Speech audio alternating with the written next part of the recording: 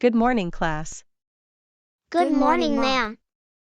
Today, we're going to dive into the fascinating world of phrasal verbs. Specifically, we'll be exploring the meaning of the phrasal verb, bear with. To make it even more interesting, we'll use conversation examples and engage in some question-answer sessions. Are you ready? Yes, ma'am. Let's get started. So, what comes to mind when you hear the phrase, bear with? Any guesses? Does it have something to do with being patient?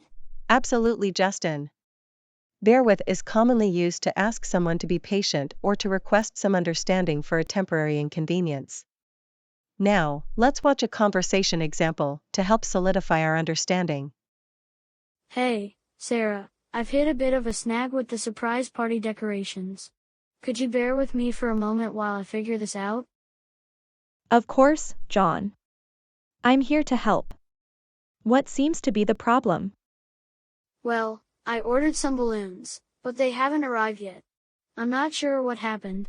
Don't worry, John. Let's think of a backup plan. We can use streamers and banners to create a festive atmosphere. The balloons are just an added touch. You're right, Sarah. We can't let this setback ruin the surprise. Let's focus on what we do have and make it amazing. Absolutely, John.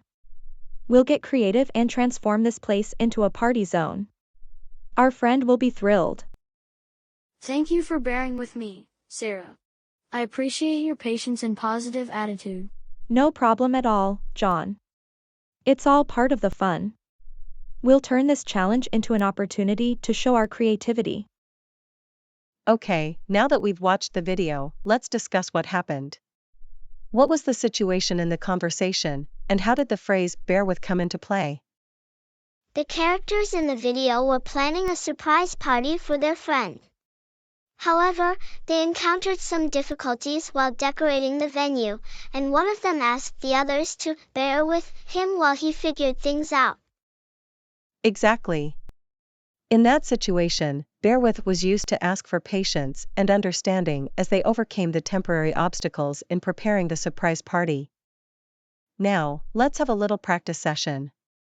I'll give you some scenarios, and I want you to use the phrasal verb bear with appropriately. Are you ready? Yes, We're ready. Scenario 1, you are on a call with a customer service representative, and they ask you to wait a moment while they find the necessary information. What would you say? I would say, sure, I can bear with you while you look it up. Excellent. Scenario 2, you are in a meeting, and your colleague is struggling to set up their presentation slides. How would you express your patience? I could say, I'll bear with you while you sort out the technical issues. Wonderful. You're all doing a great job understanding and using the phrase bear with.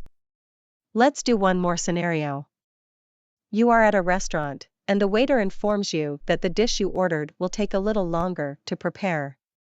How would you respond? I would say, no problem, I can bear with the wait. Thank you for letting me know. Perfect. You're nailing it. Keep practicing and using bear with in your everyday conversations, and you'll become even more fluent in English. Well done, everyone. Today, we explored the meaning of the phrasal verb bear with through animated conversation examples and interactive practice. Remember, bear with is a useful phrase when you need someone to be patient or understanding during a temporary inconvenience. Keep practicing and using it in your everyday conversations, and you'll become even more fluent in English.